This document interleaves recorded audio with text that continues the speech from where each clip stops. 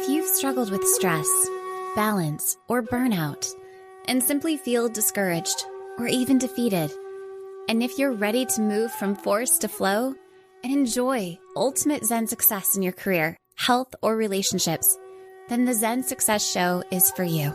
Your host, Carissa Sims, is an entrepreneur, corporate consultant, best-selling author, meditation teacher, and healer who has found her own Zen success.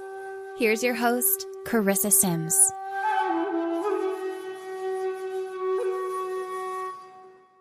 Welcome to this week's episode of Zen Success. Today, I have the pleasure of speaking with Dr. Sylva Dvorak. Dr. Sylva is a holistic counselor, social entrepreneur, and author who maintains a private counseling practice while serving as the Chief Inspiration Officer and Executive Director of the I Am Foundation.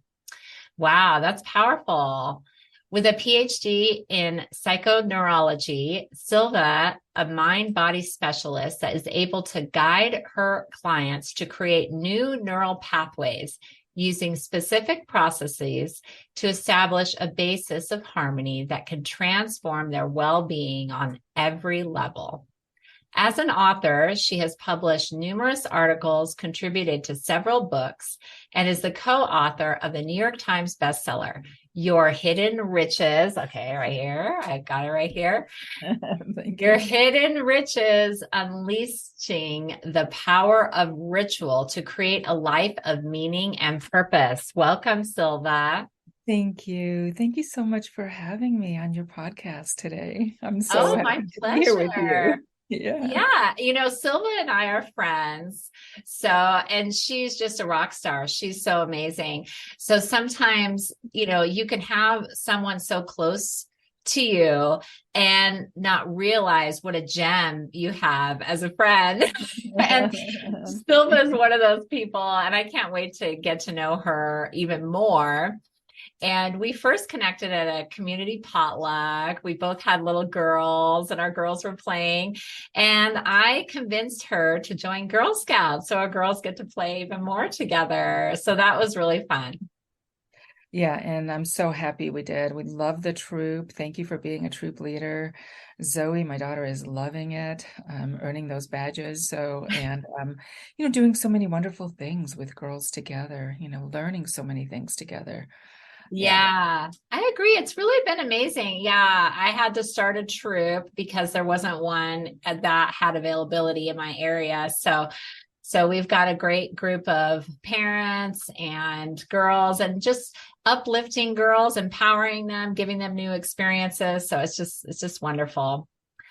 So I wanted to explore a question in relation to your book. Do you feel that everyone has hidden riches? Absolutely. Yeah, I do. Yeah, I believe that everyone has riches that may be not so hidden and riches that may be hidden. And, our life's journey is to unveil those riches for us. Of course, riches is a kind of a broad word, but riches. Yeah, what do you consider riches? Because I feel like there's something profound there, how you define it.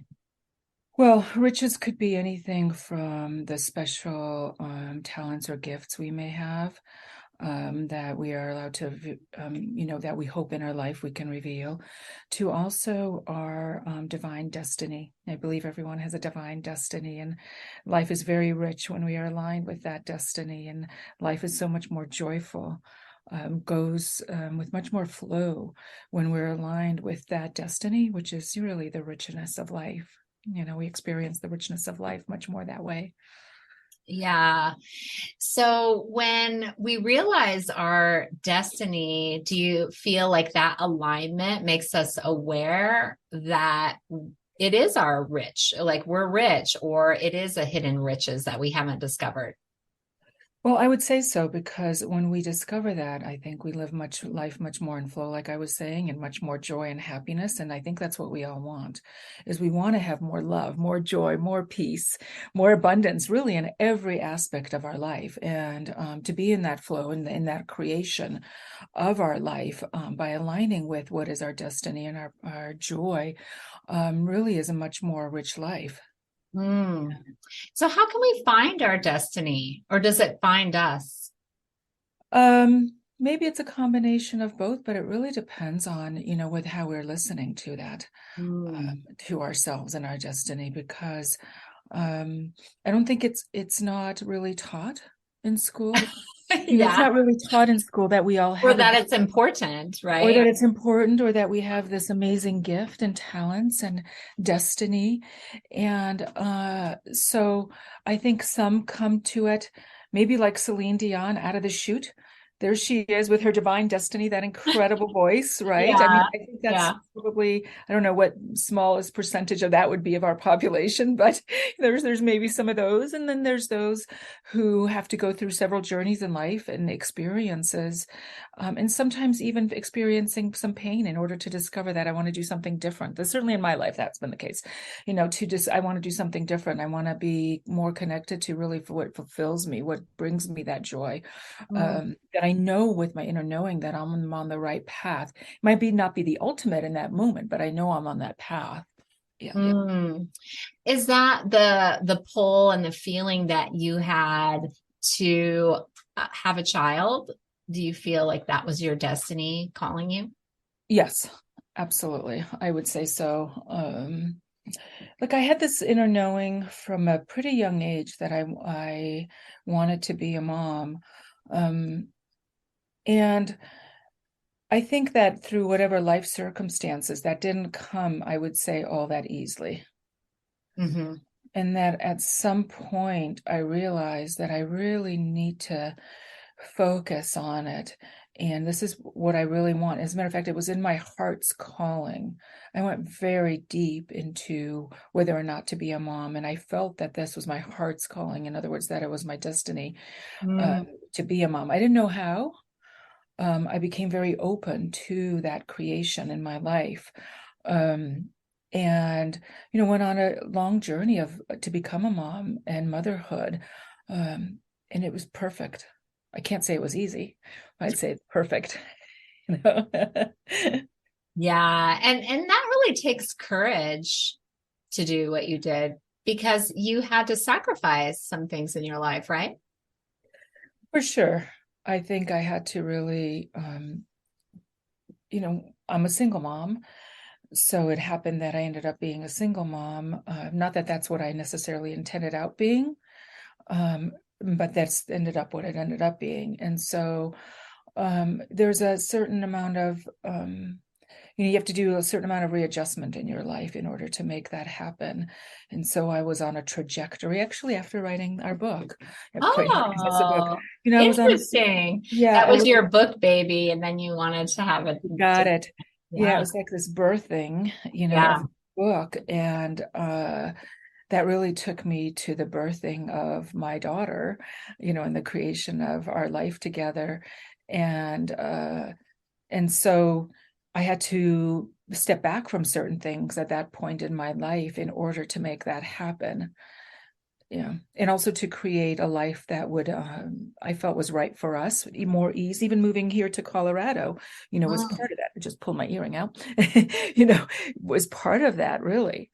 yeah. So that she could have a life that is much more, I don't know, natural in nature, more connected to the earth, community, which I love here, that we have here.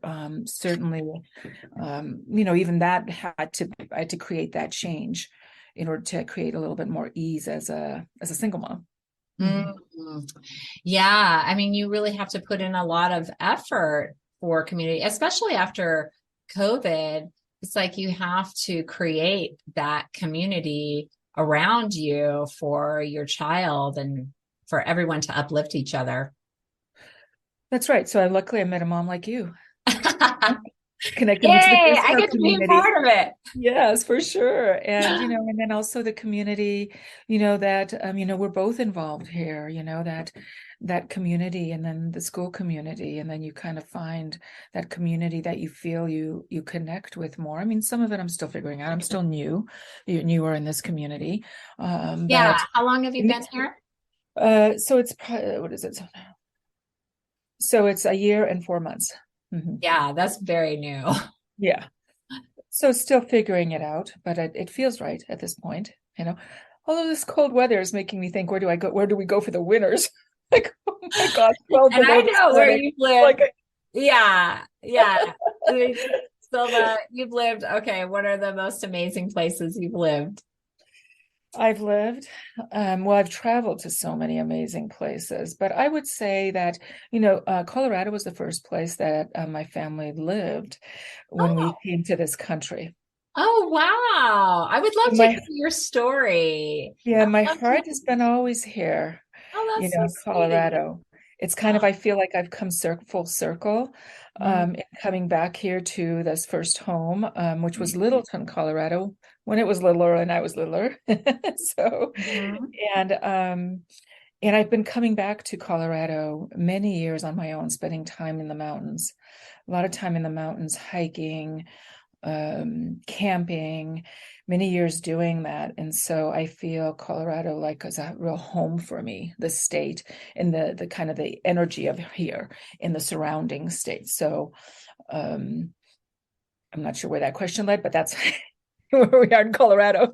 Yeah. And what about some of the other places you've lived? Like you lived in LA, right? And I lived in Los Angeles. I lived in San Diego, lived in Michigan, several places, originally from what is now the Czech Republic, of course. So um, those are basically the states that I've lived in.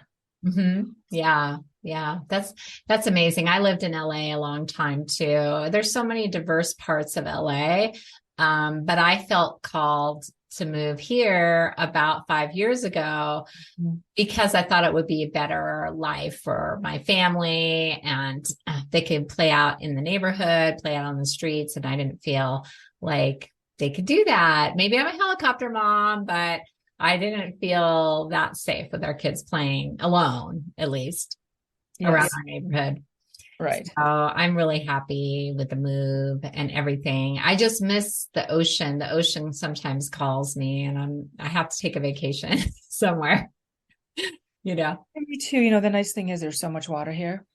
I You know, know the there is. You're the right. lakes are phenomenal in the mountain lakes or the reservoirs even, but even the lakes are so incredible, the streams and the rivers. So kind of connects that to me. But we just got back from California, drove up the coast, up the Oh, 101 and all the way up the coast. It was so beautiful. And it was so nice to see that again. And we can always go back and drive that coast or be on that beach if you need to. It's a yeah. 16-hour drive too, if we wanted to drive it rather than fly. Well, that's a good point. That's a good Yeah. point. Yeah. It's like, you forget sometimes how close things are. I mean, I think 16 hours is a little bit long, but relatively speaking, it's not too bad. No, Yeah. no. Yeah. Yeah. Yeah. And so tell me about your journey, your personal journey, like when you were a child. What happened that shifted your perception of life? Um, there's so many things I would say. From a very young age, I was aware of there was something more than just this physical body. Really? So did you have abilities? Yeah, I would say so, but I didn't really have any words to describe those abilities. I didn't really know what they really were in a sense. I knew them, knew that something was happening, that I was experiencing. I was having certain experiences, but I didn't really have any words to frame them.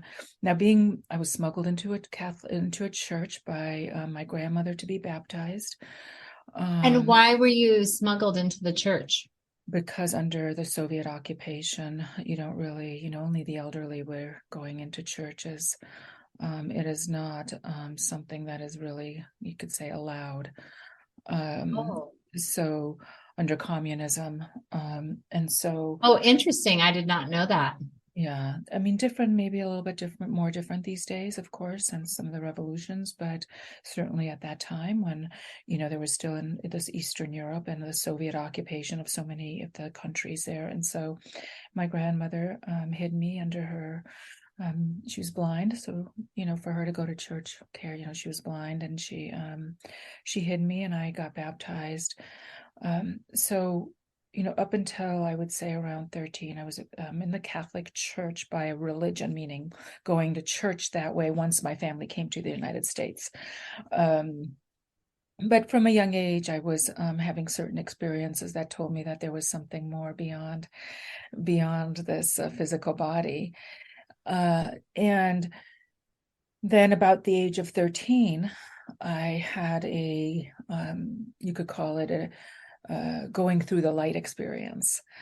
And so people talk. Die?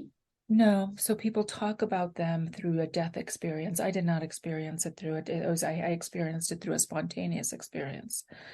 That's incredible. Yeah, and so I didn't really. I never really talked about this. I still rarely talk about it, so you're getting it out of me. Oh my gosh, so that's like my destiny. That's my destiny to hear this like incredible experience. Yeah, and so I actually never really told anyone. It's hard to put words to that experience, as you might have heard others, if you've ever listened to like those death experiences. It's hard to almost put words on that because there's such a limitation in the language to describe like love beyond love, peace beyond peace, joy beyond joy, like the English language. Yeah. It's so limiting in the experience. They don't give it justice. Amazing. No. And so when I don't even know how long it lasted, but when I came back within myself, I had this thought that I needed to really explore spirit and religion. And because I thought then maybe I was like missing out on something, like maybe there was something more. And so I started studying, really dove deep into the Bible, read the Bible completely, dove deep into so many religions. I've been baptized, I always say, in probably every religion, because I thought if I needed to be baptized and saved, then I better be baptized, And so in all of them, because I was just really exploring what else was there, and I thought I had to give it some sort of a structure, which was interesting because I came from the experience of no, if I can say, structure purely through experience, and then I thought I had to find some sort of structure to find the meaning. And that gave me that opportunity to explore so many religions and philosophies. Then when I was 17 years old, I read Jung's Memories, Dreams, Reflections. And for the first time, I had language for the experiences that I'd been having my whole life. This whole, transpersonal, self-transformation, spiritual experiences, which I didn't even know that's what they were. I was like, I knew, but I didn't, you know what I mean? Because nobody talks about them. Nobody talks about, I certainly wouldn't have talked about it with my own family. And then that dove me much deeper into, I would say, Eastern philosophies. Starting with reading Yogananda's book, Autobiography of a Yogi, and then kind of going deep into some ancient scriptures and studies and so on. So that's been the journey from there. Wow, that's so profound. And a lot of that journey maybe gave you some insight for your book, Your Hidden Riches. So why did you want to write it? Why was it an important topic that you wanted to bring to humanity? One thing, if you don't mind, I'll say about those experiences I was having as a child is I think that I don't mind. Yeah, please. I think that they helped me. They helped me to be able to cope with so much that had happened as a child. That was a grounding force for me. And I believe that for everyone, if we can find that place, we don't have to label it a certain way, that's truly where we can find ourselves much more grounded in connection to ourselves and to others, which hence takes me to our book. Why? Well, I met Janet, I don't know how many years ago now, but I met Janet when she was writing her first book, The Passion Test.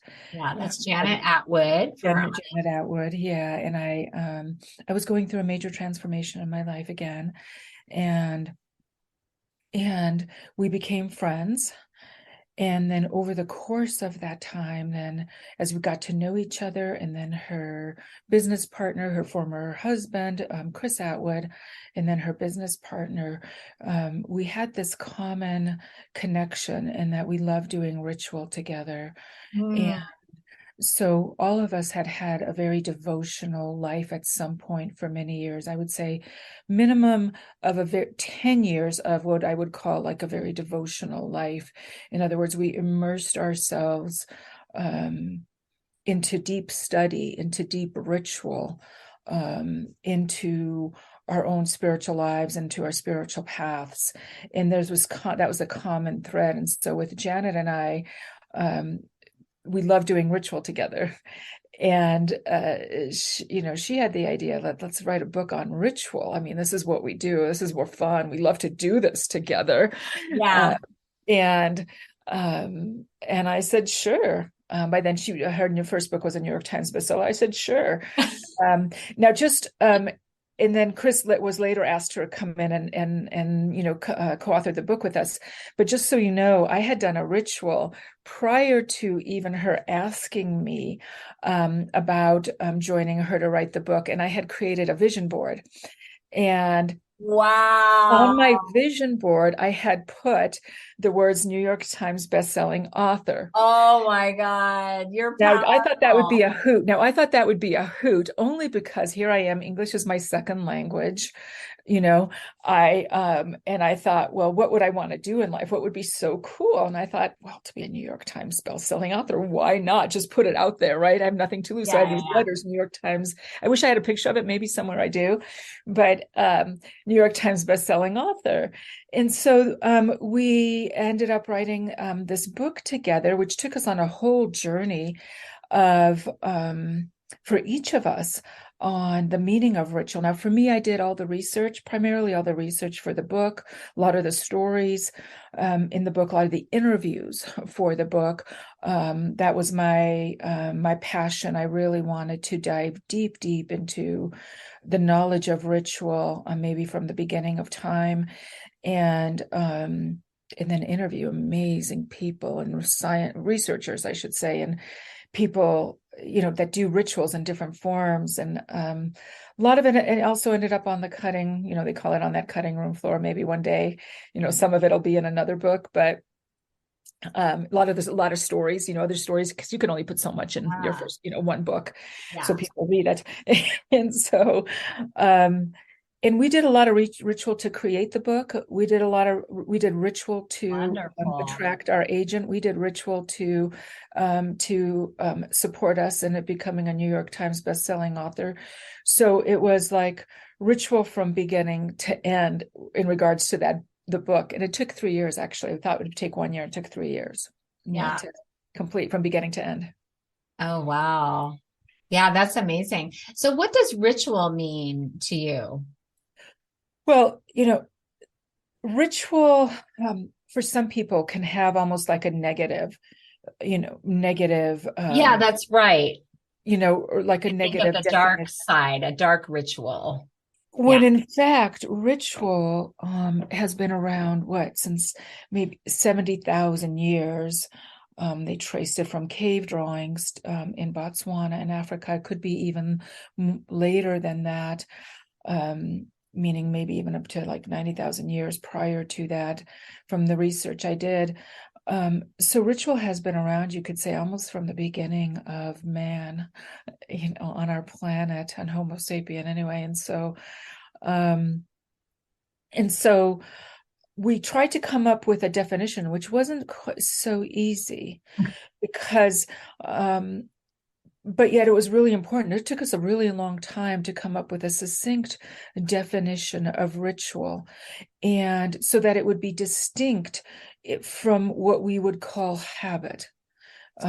So ritual is a conscious, intentional act you choose to make habitual. A conscious, intentional act you choose to make habitual. So a habit could be like, say, brushing our teeth. you know, Mm. or getting up in the morning, going to the bathroom, and then without even thinking, then we have our cup of tea and coffee and the day begins, right? So that's like habit. It's automatic, right? That's habit.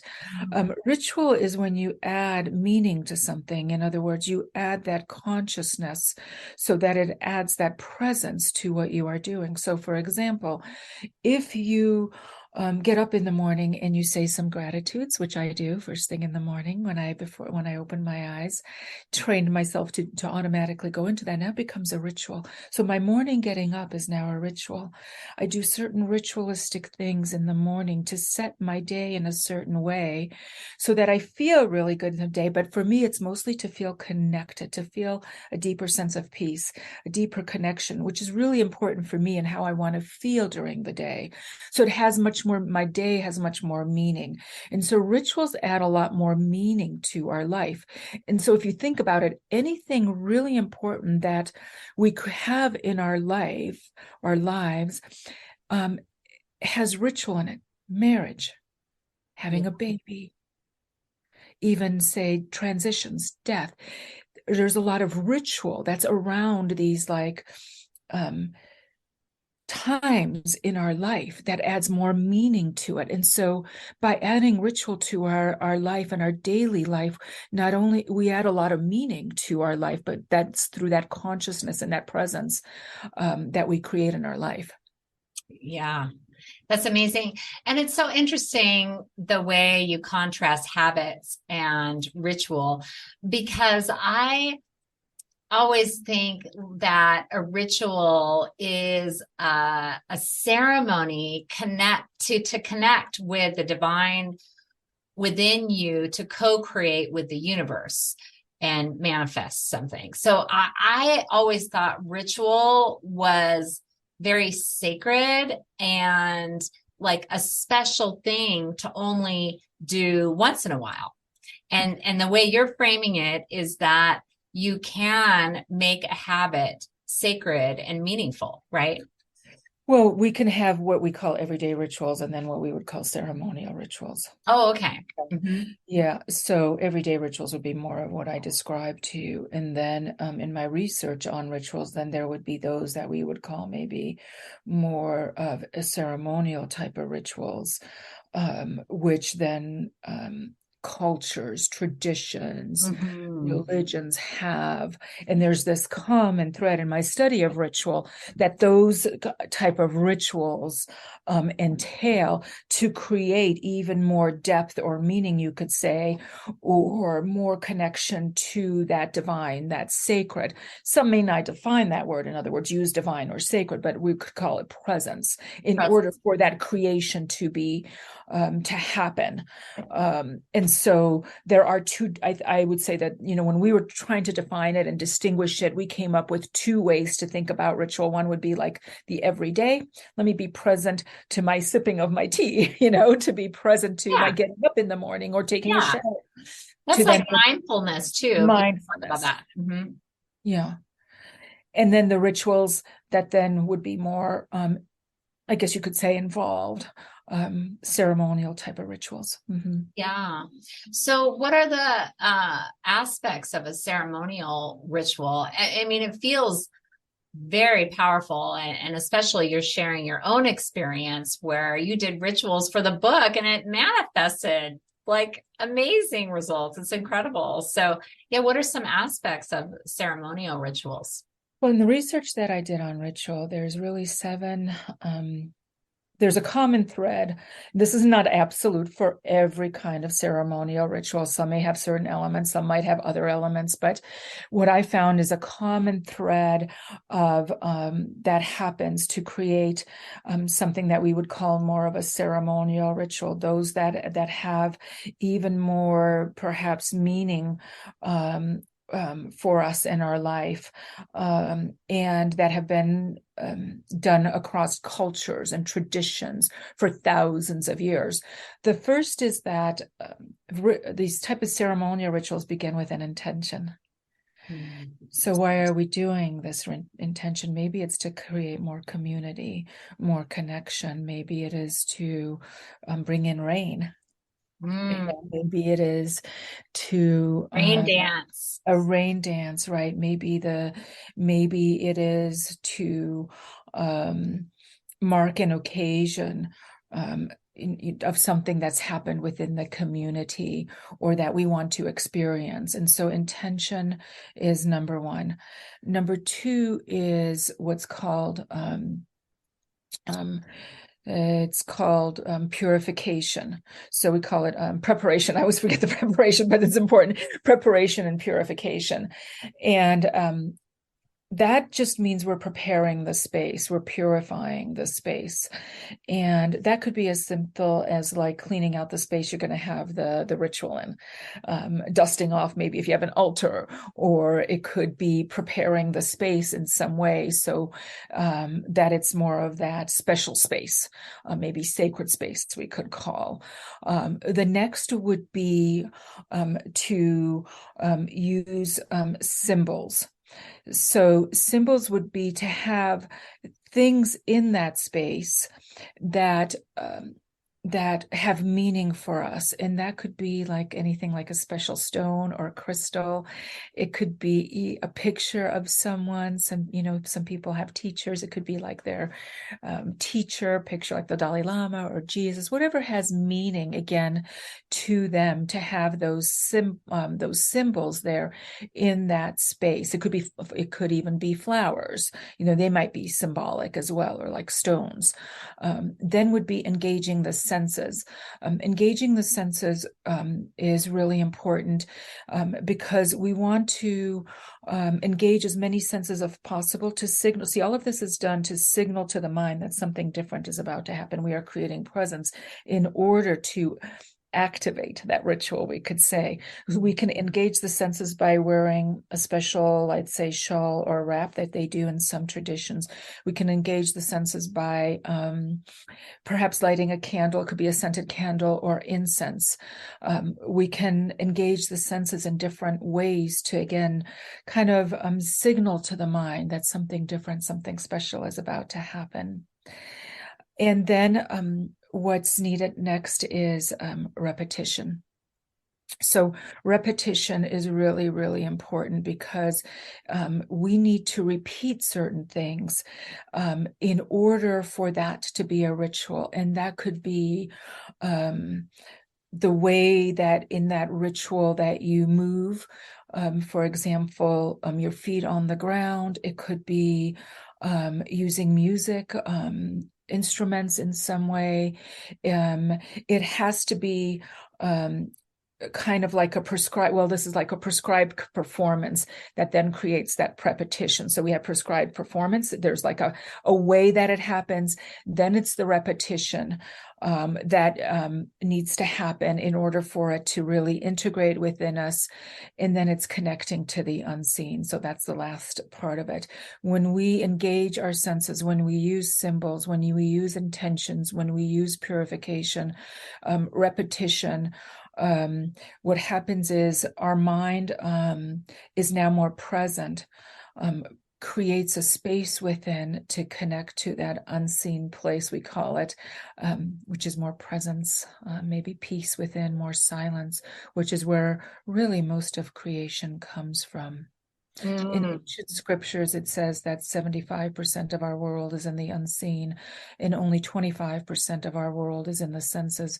But it's not so easy to tap into that unseen unless we do something to create that unseen, which is where all our superpowers come from, we could call it.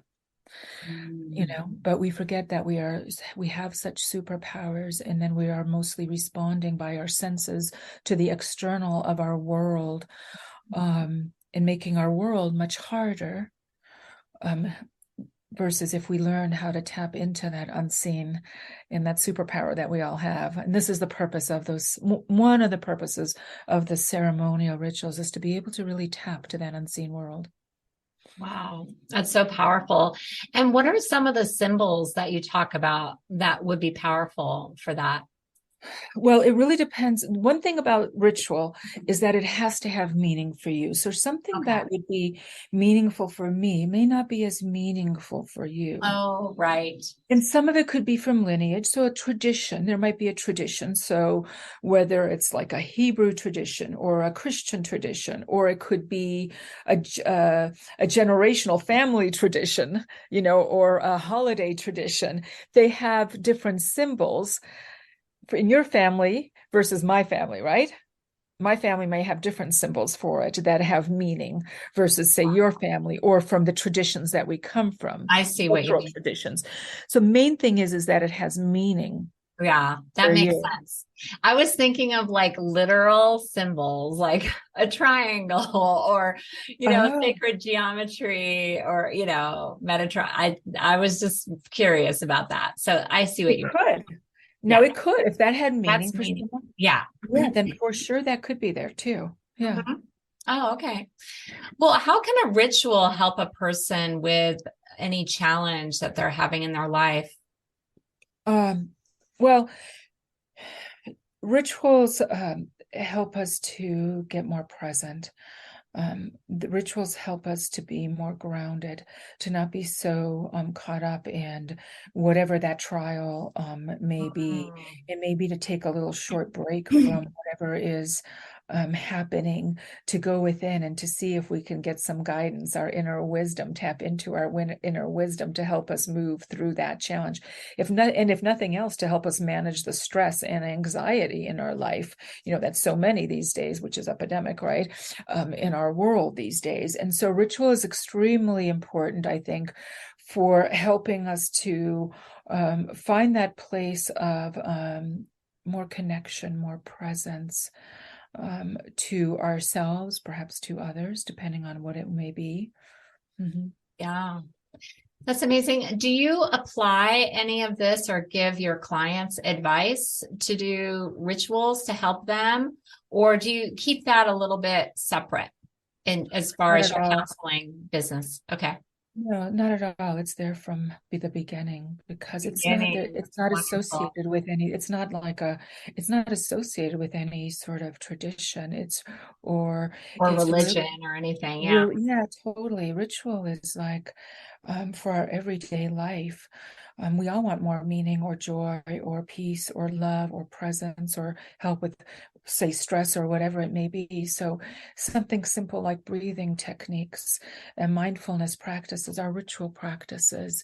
Mm. One of the things that I prescribe to most of my clients is to find 3 pieces of music that make them feel good, make them feel calm. Um, it can't have any past memory association, because our memory works by linkages. And so we can very quickly have one thought and be in a rabbit hole we don't want to be in with our mind. So we want to connect it to music that doesn't have a memory connection.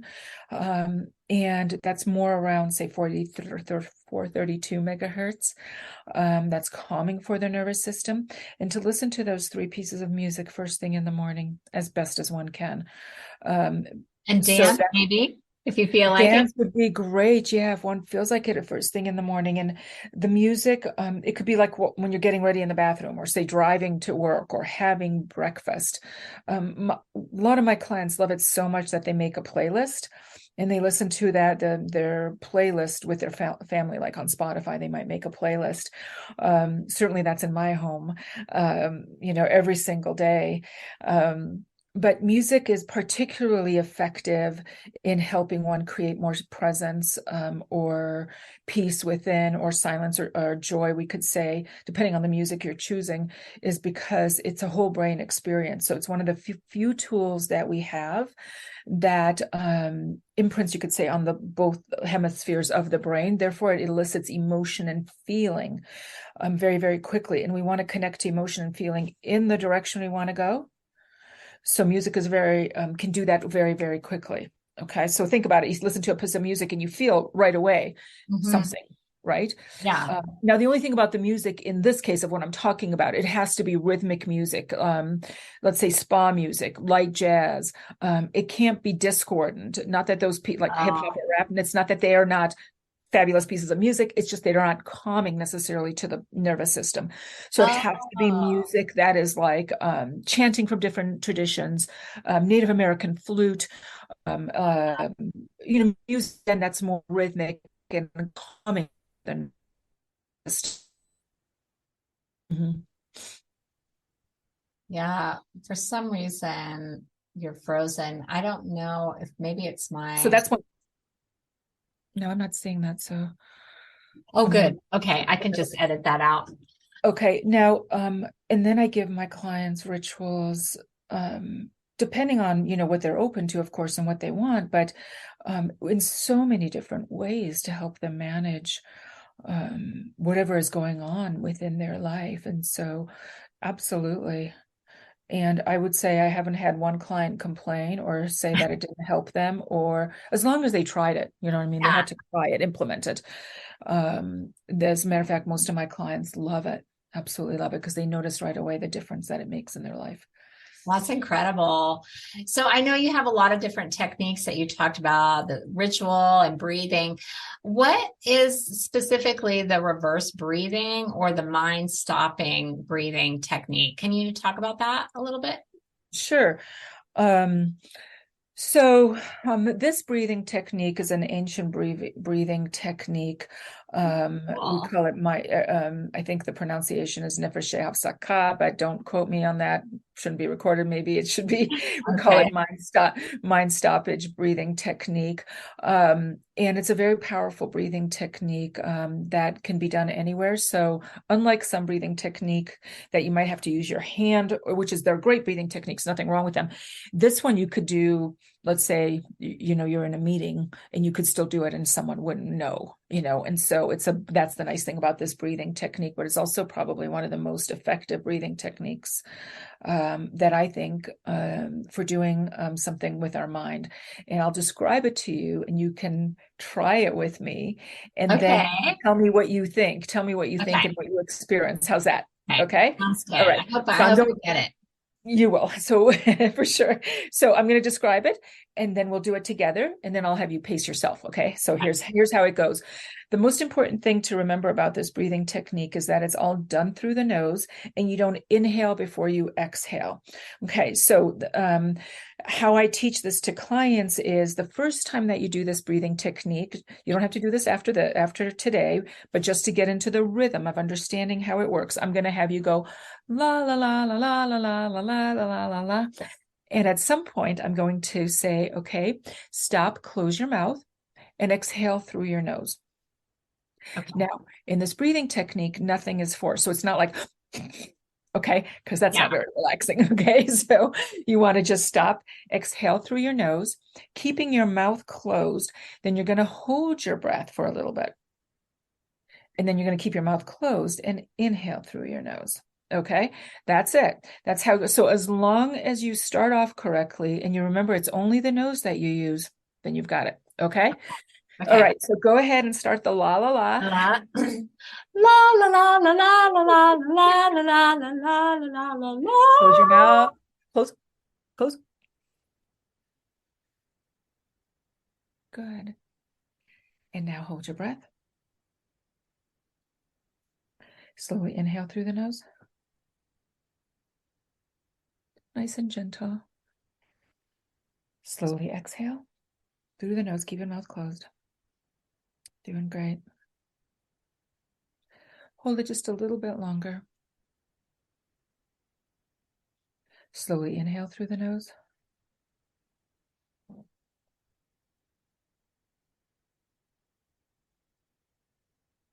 And slowly exhale.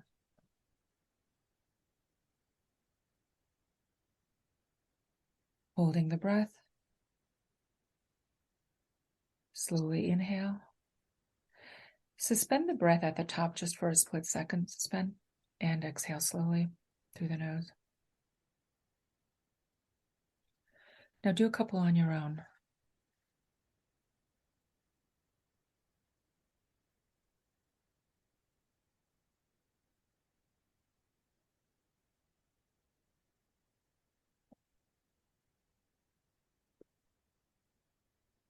Good. Very good. How'd that go?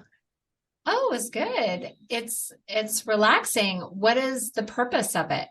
Well, tell me, what did you notice? I noticed that all my thoughts, worries, everything was gone. I was completely present and thinking about that process. Yeah, and so that's right. And so our thinking is patterned with our breathing. So inhale, exhale, thought, thought, thought, thought, thought. When, 4,000 a minute or whatever we have, when we reverse breathe, what happens is we change our pattern of breathing. Therefore, thought doesn't have the place to attach to breath.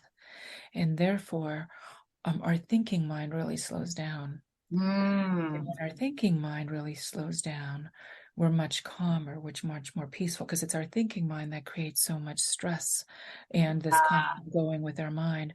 So it's a fabulous breathing technique to do anytime you're feeling stressed or anxious, just to slow down that thinking mind. But of course, anytime, like let's say you're about to start a mindfulness practice, one of the fastest way to slow down, like if you're going to use a breathing technique, is to use this breathing technique, let's say before meditation or prayer or whatever one may do, to really slow down that thinking mind so that you can drop into that, say, meditative space or mindfulness space faster, easier.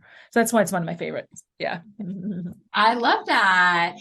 I was looking on your website and I found that and I was like, oh, I have to ask about Oh, I was wondering where you saw that. I'm like, did I ever share that? Like, I was that. No, you wondering. didn't share it, but I did. Yeah, I you was found it. You thinking dug about in you.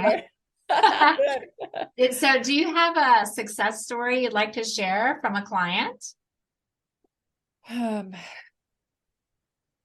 I'm just trying to think of which one, for your viewers or listeners, I should say, or viewers.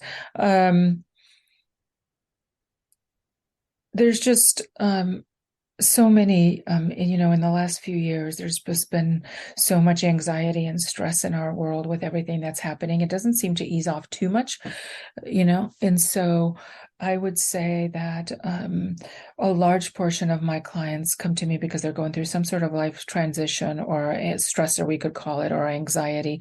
I could certainly give you examples of those who've been in some sort of a health crisis or situation where, this type of work has really helped them. But I would say that so many clients in the last few years with anxiety and stress, by helping them to create rituals in their life. Of course, maybe we need to reprogram some neural pathways from traumas or something like that, or past memories or something, or phobias or whatever it may be. But really, Of it's them doing. course, you make it sound so like, oh, you can Oh, do it like Snap. oh. Well, I'm not saying that, sometimes faster than others, but If you see well, Dr. because some people Silva, have yes, those, but I mean, of course. yeah. And then what happens is we have a trauma, and then oftentimes there's a repetition of that. We repeat it in Yes. certain ways. So if you unwind through that, from that, and then you integrate practices like rituals into your life, the shifts that can happen in one's life are so much faster. I always say my success is when my clients don't need me. So that's that my goal is to really help them, give the tools, the resources within them, so that they have what they need to create that more ease and peace and joy in their life, which helps with anything that they want to create in their life. So I'm just trying to think of any specific, but that's just like a general with so many That's fine. clients. Yeah. Yeah, that Yeah, where that's that fine. anxiety thread has been there. And once they were able to repattern that stress and anxiety, how it shifted their life. Yeah. Yeah, that's amazing. So what's next for you? Next for me, well, there's a lot of things next for me. Hopefully. Adventure? No. Yeah, some adventure for sure. I'm in a really good place. I feel like the next phase is coming in my life. I have a book in mind to write. I want to really expand my work. I think the hardest part from my work and the work that I do is I want to help so many more people and support so many people that feel connected to the type of work that I do. It's limited in the way that I do it now, so I'm coming up with ways to expand that. And that's really next. As far as that goes, my work goes, and just having a lot more fun, and my own rituals last few years have been a lot of changes between becoming a mom and moving. And so now getting even deeper into my own rituals, into my own practices is really calling to me right now too. That's wonderful. And taking that time for yourself, honoring yourself. That's right.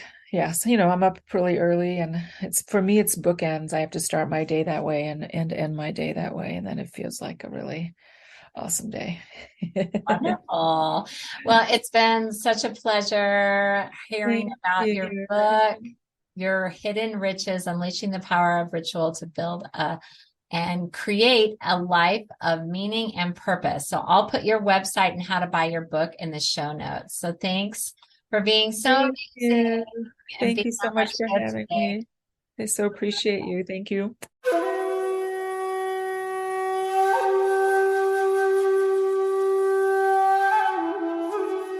That's it for today's episode of Zen Success. Head on over to iTunes, Google Play, Spotify, or wherever you listen to shows. Zen Success is also available on the radio in select markets through amfm247.com. Subscribe to the show and share with friends. Be sure to head on over to zensuccessshow.com to help you on your Zen success journey, and join us on the next episode. May you find your own Zen success in life.